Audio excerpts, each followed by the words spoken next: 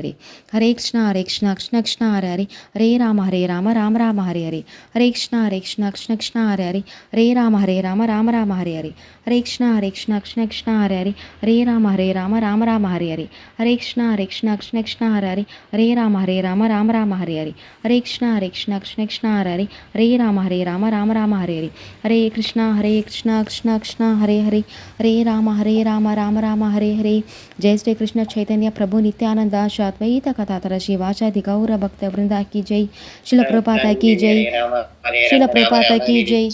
हरे कृष्णा प्रभु கொஞ்சம் மியூட்ல போடுங்க பிரபு. ஹரே கிருஷ்ணா பிரபு. ஹரே கிருஷ்ணா பிரபு கொஞ்சம் மியூட்ல போடுங்க பிரபு. ஹரே கிருஷ்ணா மியூட்ல போடுங்க பிரபு. हरे कृष्णा कृष्ण कृष्ण हरे हरे राम राम हरे हरे।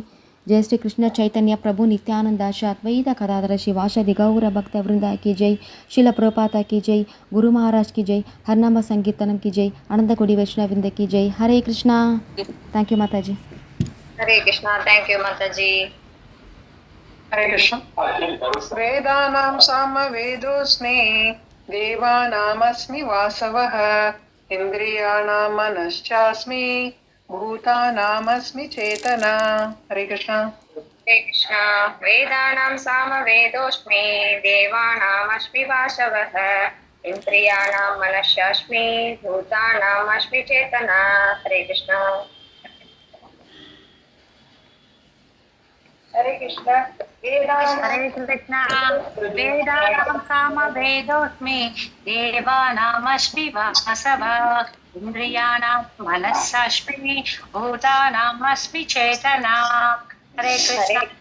हरे वेदानां सामवेदोऽस्मि देवानाम् अस्मि वासवः इन्द्रियाणां मनश्चास्मि भूतानाम् अस्मि चेतना।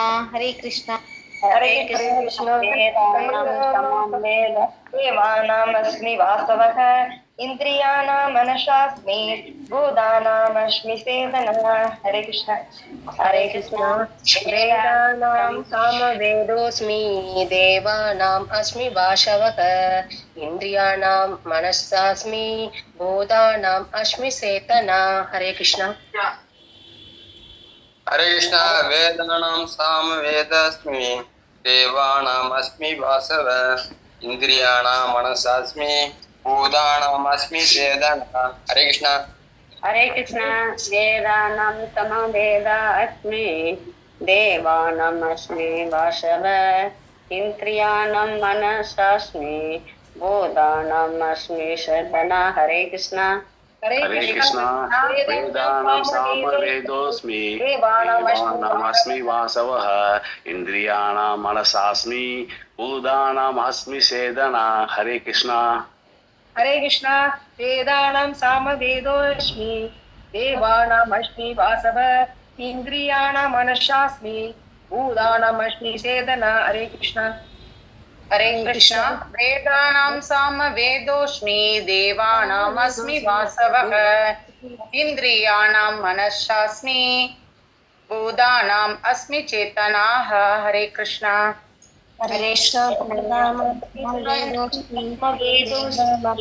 देवानामस्मि वासवः इन्द्रियाणां मनसास्मि भूतानामस्मि चेतना।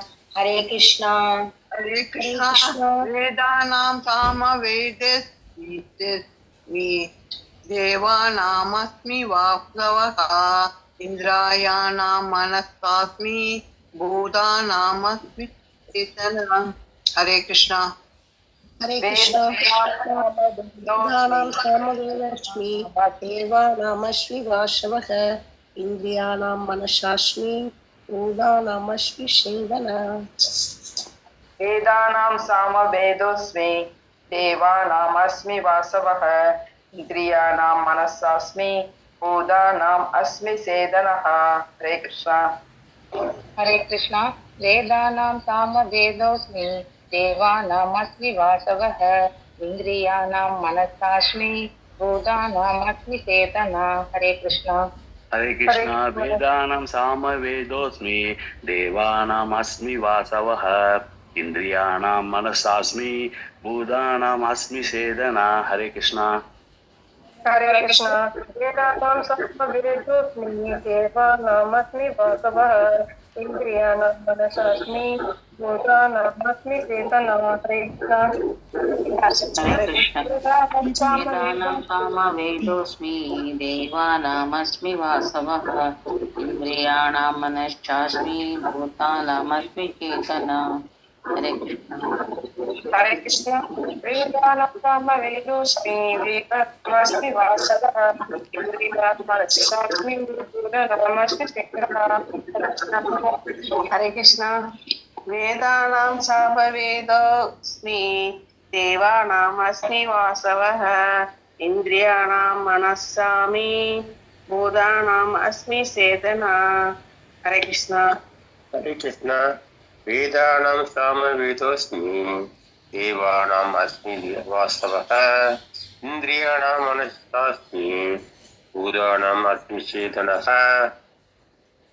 हरे कृष्ण हरे कृष्णा वेदानां सामवेद अस्मि देवानाम् अस्मि वासवः इन्द्रियाणां मनस्सास्मि भूतानाम् अस्मि चेतना हरे कृष्णा हरे कृष्ण वेदानां सामवेदोऽस्मि देवानाम् अस्मि वासवः इन्द्रियाणां मनसास्मि भूतानाम् अस्मि चेतना हरे कृष्ण हरे कृष्ण वेदानां सामवेदोऽस्मि देवानाम् अस्मि वासवः इन्द्रियाणां मनसास्मि भूतानाम् अस्मि चेतना हरे कृष्ण हरे कृष्णा वेदानां सामवेदोऽस्मि देवानामस्मि वासवः इन्द्रियाणां मनश्चास्मि भूतानामस्मि चेतना हरे कृष्णा हरे कृष्णा वेदानां सामवेदोऽस्मि देवानाम् अस्मि वासवः इन्द्रियाणां मनश्चास्मि भूतानाम् अस्मि चेतना हरे कृष्णा हरे कृष्णा वेदानां सामवेदोऽस्मि देवानामस्मि वासवः इन्द्रियाणां मनसास्मि भूतानामस्मि चेतना हरे कृष्णा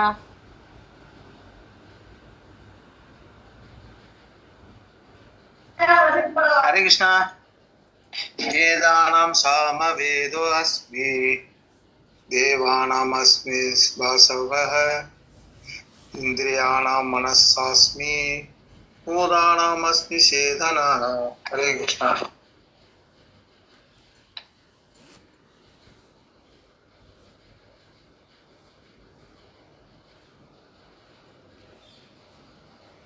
ஹரே கிருஷ்ணா மாதாஜி பிரபுஜி எல்லாருமே ஸ்லோகம் சொல்லி முடிச்சாச்சுன்னு நினைக்கிறேன். மாதாஜி ஸ்டார்ட் பண்ணிடவா மாதாஜி? ஹரே கிருஷ்ணா. மாதாஜி நான் பேசுறது கேக்குதா? ஸ்டார்ட் பண்ணுங்க மாதாஜி. ஓகே ஓகே பிரபு தேங்க்யூ. ஹரே கிருஷ்ணா. ஓம் நமோ பகவதே வாசுதேவாய. ஓம் நமோ பகவதே வாசுதேவாய. ஓம் நமோ பகவதே வாசுதேவாய. நமோ ஓம் விஷ்ணு பாதாய கிருஷ்ண பிரேஷ்டாய பூதலே ஸ்ரீமதே பக்தி வேதாந்த சுவாமி நிதி நாமினே நமஸ்தே சாரஸ்வதி தேவ கௌரவாணி பிரச்சாரிணி निर्वेश शून्यवधि पासाते देशतारिणे जय श्री कृष्ण चैतन्य प्रभु नित्यानंदा श्री अद्वैत कथातर शिवाशादि गौर भक्त वृंदा की जय. हरे कृष्णा कृष्णा कृष्णा हरे हरे हरे राम राम राम हरे हरे.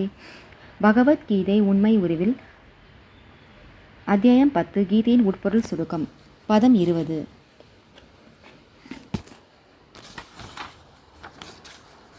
வேதானாம் சாமவேதோஸ்மி தேவானாம் அஸ்மி வாசவஹ இந்திரியாணாம் மனுஷ்சாஸ்மி பூதானாம் அஸ்மி சேதனா.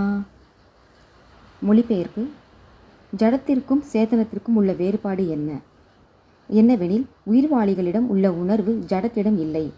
எனவே இந்த உணர்வு உன்னதமானதும் நித்தியமானதும் ஆகும். ஜட கலவையால் உணர்வினை உற்பத்தி செய்ய முடியாது. மொழிபெயர்ப்பு மற்றும் பொருளை வழங்கிய தெய்வ திரு ஆசா பக்தி வேதாந்த சுவாமி பிரபுபாதர் ஜெகத்குரு ஸ்ரீல பிரபுபாதா கி ஜெய். பக்தர்கள் அனைவருக்கும் எனது பணிவான வணக்கங்கள். காலை வணக்கம். பகவான் கிருஷ்ணர் தனது வைபவங்களை பற்றி குறிப்பிட்டு கொண்டு வருகின்றார். எதற்காக குறிப்பிடுகிறார் அப்படின்னா, எப்படி சாதாரண மனிதனால் எங்கும் வியாபித்திருக்கும் பகவானை எவ்வாறு தியானம் செய்வது அப்படிங்கிறது பற்றி அதற்காக பகவான் வைபவங்களை குறிப்பிடுகிறார். எதற்காக? இப்போது கடவுள் இருக்கிறாரா இல்லையா அப்படிங்கிறது சிலரால் புரிந்து கொள்ள முடியாது. கடவுள் இருக்கிறார், பகவானுடைய நாமத்தில் இருக்கிறார்.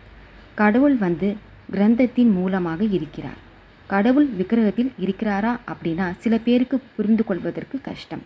அதனால் பகவான் குறிப்பிடுகிறார், நான் ஆத்மா, அதுவும் பரமாத்மா, எல்லா இதயத்திலேயும் இருக்கின்ற பரமாத்மா நானே, அதை தியானம் செய். அத்தியர்கள் நான் விஷ்ணுவாக இருக்கின்றேன்.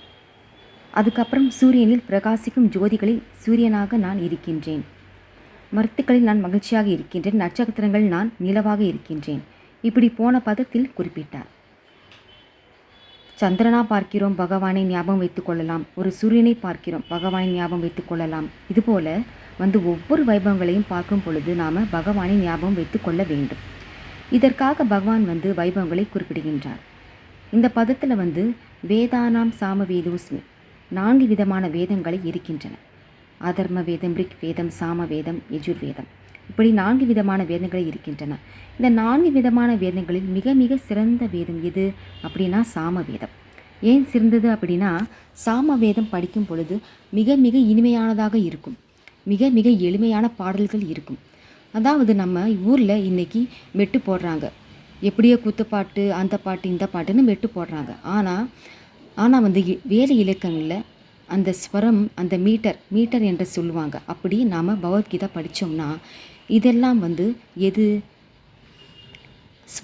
ஸ்வரம்னா மீட்டர்னா வேதானாம் சாம வேதோஸ்மி அப்படின்னா அந்த ஸ்வரம் மீட்டர் அழகாக பகவான் வரிசைப்படுத்தி தொகுத்து வச்சிருக்காரு. அதுபோல் சாம வேதம் அப்படிங்கிறது மிகவும் சுவையானது. இதில் இருக்கிற ஸ்லோகங்களை படித்தோம்னா நம்முடைய இருதயம், கல் மாதிரி இருக்கிற இதயம் கூட அந்த அளவுக்கு உருகி விடுமா, மென்மையாகவும் அழகாகவும் இருக்குமா. இனிமையாக இருக்கக்கூடிய இந்த சாம வேதம் நான் அப்படின்னு பகவான் குறிப்பிடுகிறார். அதுக்கப்புறம் இந்த இசைகள் மிக மிக சக்திகள் அதிகம். இசை சாமவேதத்தில் இருக்கிற ஸ்லோகத்தை படிக்கும் பொழுது, அதாவது இசை, மியூசிக் ஒரு தனிச்சிறப்பு. இன்றைக்கி பார்த்தோம்னா ஒரு மனிதன் உறங்கி கொண்டிருந்தா கூட அவன் பக்கத்தில் போய் அழகாக ஒரு மியூசிக் இசையை, தாளத்தை போட்டோம் அப்படின்னு வச்சுக்கோங்க, அவன் எந்திரிச்சுக்குவான். அந்த அளவுக்கு இசைக்கு அதிகமான சக்திகள் இருக்கின்றது. அதே போல் பலவிதமான நோய்களை குணப்படுத்தக்கூடிய சக்தி இந்த இசைக்கு இருக்கிறது. ஒருத்த ரொம்ப துக்கமாக இருக்கான்னு வச்சுக்கோங்களேன், அவனால் நம்மளால் தீர்க்க முடியாது அந்த சோகத்தை. ஸோ இனிமையான பாடல் போட்டு கேட்டாங்கன்னா நம்முடைய மனம் என்ன ஆகிடும்? துக்கத்திலிருந்து வெளிவந்துவிடும். இசைக்கு நிறைய மகத்துவம் இருக்கின்றன. அப்படிப்பட்ட அருமையான இசையை கொண்டது சாமவேதம். வேதங்கள் அப்படின்னாலே அழகு, இனிமையானது. அது பகவானால் கொடுக்கப்பட்டுள்ளது. பகவான் புல்லாங்குழல் இசைக்கும் பொழுது புல்லாங்குழலிலிருந்து 4 வேதங்கள் தோன்றுகின்றன. அது வேதம் அப்படிங்கிறது பௌருஷியா அப்படின்னு அழைக்கப்படுகிறது. இதில் நம்ம என்ன குட்டிக்கரணம் அடித்தாலும் இதை தவறுன்னு நம்ம சொல்லிடவே முடியாது. ஒரு உபன்யாசத்தில் நான் கேட்டேன், ஒரு குருஜி சொன்னார், இந்த மாதிரி பகவான் அந்த கருடனில் மேலே வரும்போது சாமவேதம் கேட்டுகிட்டே வருவாராம். அப்போ அந்த டைமில் அதை பார்த்து தான் எல்லாருமே இப்போ காரில் போகும்போது பாட்டு கேட்குறாங்க, பஸ்ஸில் போகும்போது பாட்டு கேட்குறாங்க, இயர்ஃபோனில் பாட்டு கேட்டுகிட்டே போகிறாங்க. அந்த காலத்தில் பகவான் அப்படி அந்த மாதிரி கருடன் மேலே ஏறி இந்த அழகா சாமவேதம் கேட்டுகிட்டே போவாராம். ஸோ அந்த எக்ஸாம்பிளுக்கு இங்கே ஞாபகம் வந்தது. ஸோ அதனால் இதை தவறுன்னு சொல்ல முடியாது. நம்ம வேதத்தில் எங்கேயாவது தவறு இருக்கா? மாட்டுச்சாணம், எல்லா சாணம், மனிதனுடைய கழிவு, எல்லா விலங்கினம் எடுத்துக்கிட்டாலும் நம்ம அந்த அளவுக்கு சுத்தம் கிடையாது. இருந்தாலும் மாட்டு சாணம் பவித்திரம் அப்படின்னு சொல்லுது. அந்த அளவுக்கு இசைக்கு அதிகமான சக்திகள் இருக்கின்றது. அதுபோல் பலவிதமான நோய்களை குணப்படுத்தக்கூடிய சக்தி இந்த இசைக்கு இருக்கிறது. நம்ம அடுத்தடுத்து நிறைய விஷயங்களை பார்க்கலாம். மாட்டுச்சாணம் பவித்திரன்னு சொல்கிறாங்க.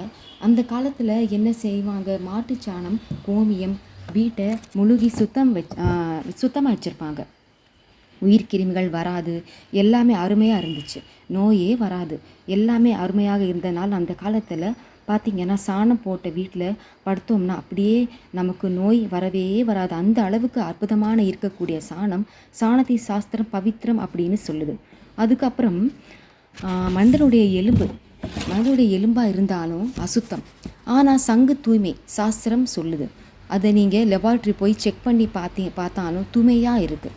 பசுமாட்டு சாணம் தூய்மையாக இருக்குது, பசுமாட்டின் கோமியம் தூய்மை சொல்லப்படுது, சாஸ்திரத்தில் தூய்மையாக இருக்கிறது. அதுபோல் ஆராய்ச்சி பண்ணி பார்த்தோம் அப்படின்னா வேத சாஸ்திரம் தப்புன்னு சொல்லவே முடியாது.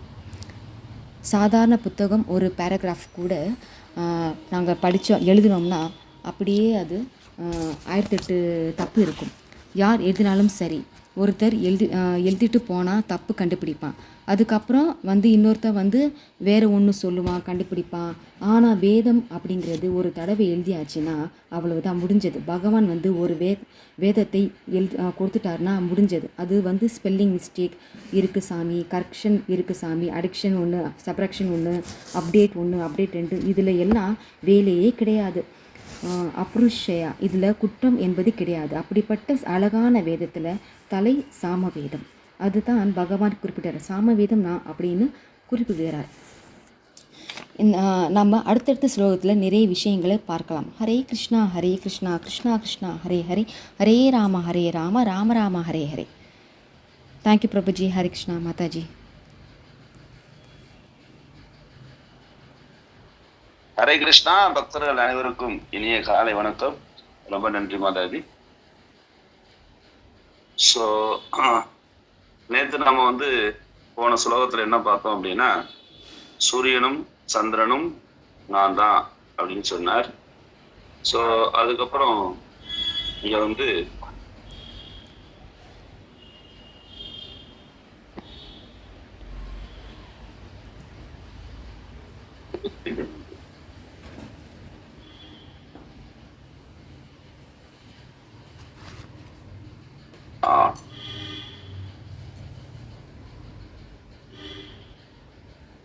சூரியன், ஜோதிகளில் பிரகாசிக்கும் சூரியன், மருந்துகளில் நான் மரிசி, நட்சத்திரங்களில் நான் நிலவு அப்படின்னு சொன்னார் நேற்று.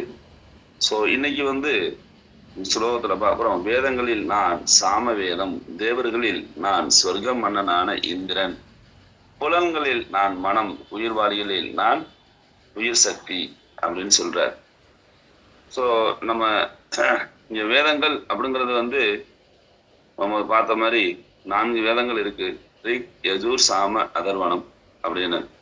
அதுல இந்த சாம வேதம் நான் தான் அப்படின்னு அவர் சொல்றார். ஸோ வேதங்கள் அப்படின்னாலே அது யார்கிட்ட இருந்து வந்தது அப்படின்னா பகவான்கிட்ட இருந்து வந்தது அப்படின்னு நம்ம பார்க்குறோம். ஸோ அதுக்கு தான் இங்க சொல்றார் பௌருசேயா அப்படிங்கிறார். பௌருசேயா அப்படின்னா 4 விதமான குறைபாடுகளுக்கு அப்பாற்பட்டவர் அப்படின்னு சொல்லப்படுது. ஏன்னா இந்த வேதங்கள் பகவான்கிட்ட இருந்து வருது. இது யாரும் இங்க கட்டுண்ட ஆத்மாக்கள் யாரும் இதை உருவாக்கல. இது கட்டிலிருந்து விடுபட்ட ஆத்மாக்கள் அவர்கள் இந்த வேதங்களை அங்கீகாரம் கொடுக்குறாங்க. ஸோ அவங்க தான் குருசீட பரம்பரையா பகவான்கிட்ட இருந்து நமக்கு எடுத்துக்கிட்டு வர்றாங்க. ஸோ இதெல்லாம் நம்ம பார்க்குறோம். ஏன்னா வேதம் அப்படிங்கிறது முதல்ல ஸ்ருதி வடிவில் தான் வந்தது. அது அப்படியே என்ன ஆகுது அப்படின்னா கொஞ்சம் கொஞ்சமா நமக்கு வேதங்கள் ஸ்ருதியில வருது, காதால் கேட்கக்கூடிய நிலையில தான் இருந்தது. அதுக்கப்புறம் வேதவியாசருடைய கருணையினால நம்ம இன்னைக்கு இந்த வேதங்களை 4ஆ பிரிச்சு, அதுக்கப்புறம் ஆனங்கள், இதிகாசங்கள், இந்த மாதிரி நிறைய அதுல இருந்து கொஞ்சம் கொஞ்சமா நமக்கு நிறைய சொல்லப்படும். ஸோ நோக்கம் என்ன அப்படின்னா அது பகவானை பற்றி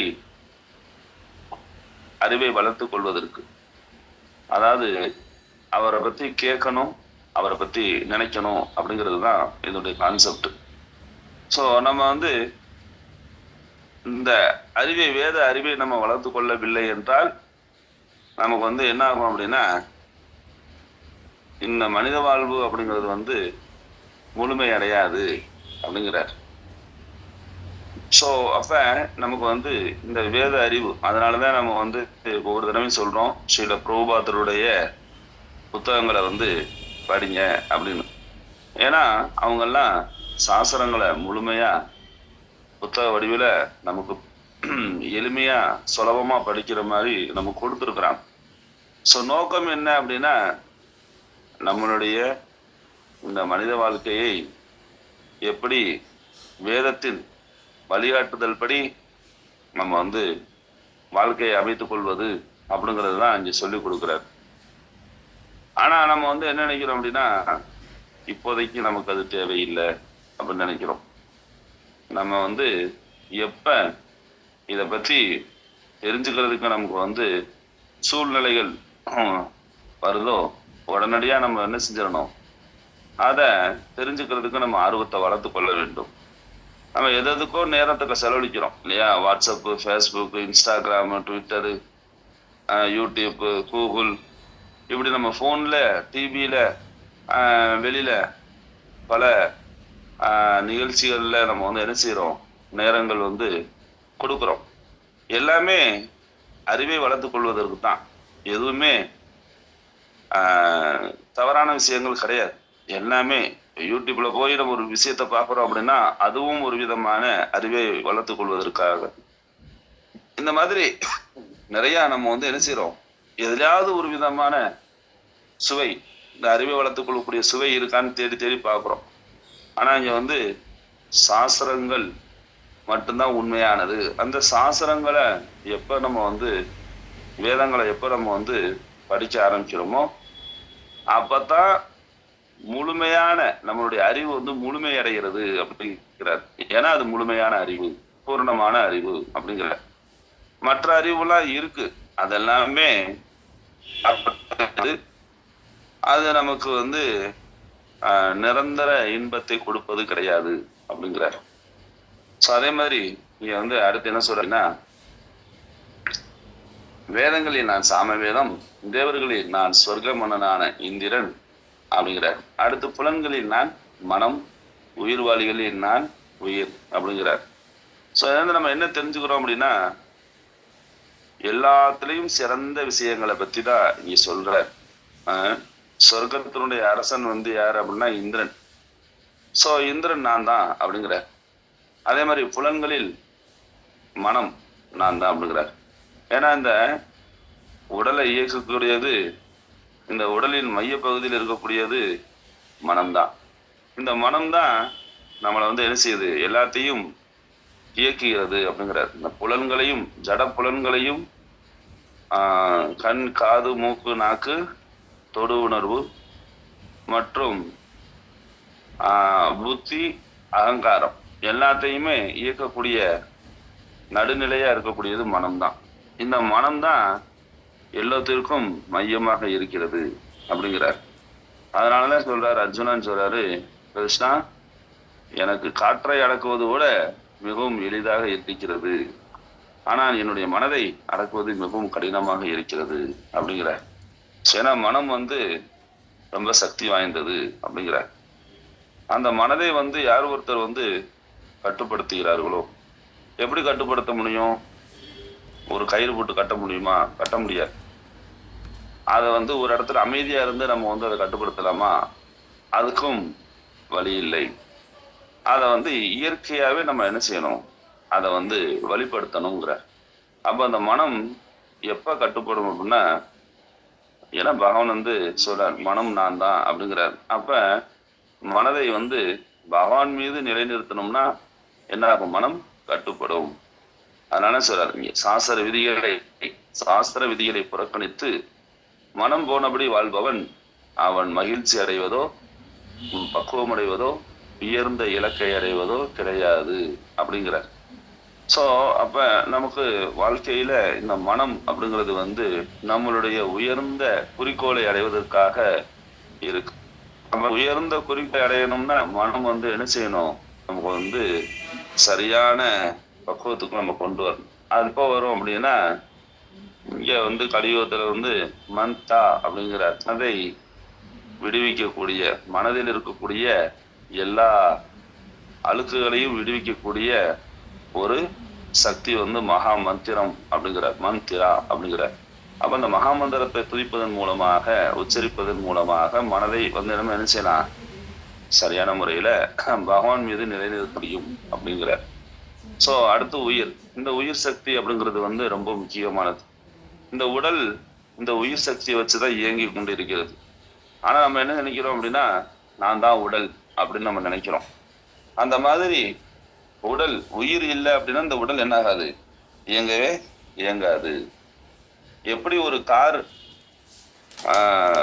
எவ்வளோ சொகுசான கார் நம்ம வாங்கினாலும் அந்த கார் வந்து இயந்திரம் தான், அது ஜடசக்தி தான். அதுல வந்து என்ன இல்லை, உயிர் சக்தி கிடையாது. அப்ப எப்படி ஒரு காரு நவீனமா இருக்கோ, பலவிதமான வசதிகள் இருக்கோ, அதே மாதிரி இந்த உடலிலும் பலவிதமான இயந்திரங்கள் இருக்கு, பலவிதமான வசதிகள் இருக்கு. ஆனாலும் அங்க வந்து உயிர் சக்தி ஆத்மா இல்லை அப்படின்னா இந்த உடல் இயங்காது. அதே மாதிரி எவ்வளோ விலை உயர்ந்த கார் வாங்கினாலும் ஒரு உயிர் சக்தி இல்லாம என்ன ஆகாது, அந்த காரு இயங்காது. சோ அப்ப இந்த உயிர் சக்தி நான் தான் அப்படிங்கிற இந்த ஆத்மா. ஏன்னா ஒவ்வொருடைய இதயத்திலையும் பகவான் வந்து என்ன செய்யறாரு, ஆத்மாவுக்கு பக்கத்துல பரமாத்மா, ஒவ்வொரு ஜீவாத்மாவுக்கு பக்கத்துல பரமாத்மா சாட்சியா வந்து உட்கார்ந்து இருக்கிறார். சோ அப்ப இங்க வந்து உயிர் சக்தி அப்படிங்கிறதும் அதான். அப்படி இந்த மாதிரி நம்ம வந்து எல்லா விதமான நிலையிலையும் நம்ம பார்க்கும் பொழுது இங்க பகவானுடைய முக்கியத்துவத்தை பத்தி நம்ம உணரலாம். ஏன்னா அடுத்தடுத்து ஸ்லோகங்கள்ல பகவான் வந்து வரிசையா சொல்றார் என்னென்னலாம் இங்க வந்து பூரணமான உண்மை என்ன அப்படிங்கிறத பத்தி சொல்லுவார். அப்ப நம்ம வந்து அதை பத்தி நம்ம தெரிஞ்சுக்கலாம். நன்றி. ஸோ இன்னைக்கு வந்து பக்தி வினோத் தாக்கூர் அவனுடைய அவதார தினம். ஆச்சாரியர்கள் வந்து அவதாரம் பண்ணாங்கன்னு தான் சொல்லணும், அவங்களுக்கு பிறப்பு கிடையாது. ஏன்னா இவங்க எல்லாம் எங்கிருந்து வர்றாங்க அப்படின்னா கோலோக விருந்தாவனத்துல இருந்து வர்றாங்க. ஸோ ஸ்ரீல பக்தி வினோத் தாக்கூர் அவர் வந்து பெங்கால், வெஸ்ட் பெங்கால்ல அவதரித்தார். ஸோ இவர் வந்து செப்டம்பர் மாதம் 1838 1838 இவர் வந்து 2ஆம் தேதி, செப்டம்பர் 2ஆம் தேதி அவர் அவதாரம் பண்ணார். ஸோ இவர் வந்து மிகப்பெரிய ஒரு பக்தி, அதாவது எப்படி சொல்றது, வந்து கோஸ்வாமியில 7வது கோஸ்வாமி அப்படின்னு அழைக்கப்பட்டவர். எப்படி பிரகசரா இருந்து கிருஷ்ணருக்கு பக்தி சேவை செய்யலாம் அப்படிங்கிறதுக்கு ஒரு உதாரணமா வாழ்ந்து காமிச்சார்.